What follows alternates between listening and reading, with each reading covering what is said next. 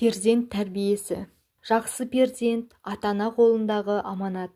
Діл гауһары сияқты сап-таза, момақан, әртүрлі өрнектегі жаңалықты қабылдауға құштар, лайық және жерден өнім өндіргендей әр нәрсені үйренуге бейім болады. Әр нәрсенің ұрығын сепсең, оның дақылын егер де ұрықтың асылын тапса, дүниенің де, ақыреттің де шарапатын табасың. Ата-анасы ұстаз ретінде оған серік болады. Перзент тәрбиелеп, оған ілім, әдебиет үйрету, жақсы тағылым берумен қатар, жаман сұхбаттан сақтандыру қажет. Барлық жамандық, жаман мінез-құлықты адамдармен сұхбаттас болудан пайда болады.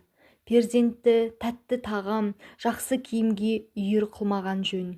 Ондайға үйренген перзент бар өмірінде жақсы киім, тәтті тағамды таңдап, босқа уақытын өткізеді. О бастан баланың жан дүниесін рухани пәктікке тәрбиелеген абзал. Сондықтан баланың тәрбиешісі сыпайы да адал болуы шарт. Сонда ол дәйім жаман қылықтардан аулақ ұсталады. Артық ет, арам сүттен пайда болар. Арамдық, бұзықшылық, күнәкарлықтың анасы деуге болады. Мұндай апаттар тағамды тоя жеуден пайда болады. Тамақты аз-аздап жеуді үйреткен жөн. Сонымен қатар тағамды оң қолымен бисмилля деп балдырып сөйлемей, артығымен тоя жемесін. Біреудің алдындағыға көзін тікпей, қолына алғанын жеп болмағанша басқа кесеге қол ұзатпау, еңсесін асқа қарай түсіріп жібермей, нанды халықтың артық жемеу сияқтылардың көңілін суытқан жөн. Қалыптан артық тоя жеу хайуандар мен надандардың ісі деп түсіндіру керек. Перзентіңді бейәдеп балаларға үйір қылмай аулақ ұстап, әдепті балалардан үлгі-өнеге алуды үйрету керек. Тек жібекпен ғана киіндіруден сақтан. Жаман балалармен сұхбаттас болуға тыйым сал.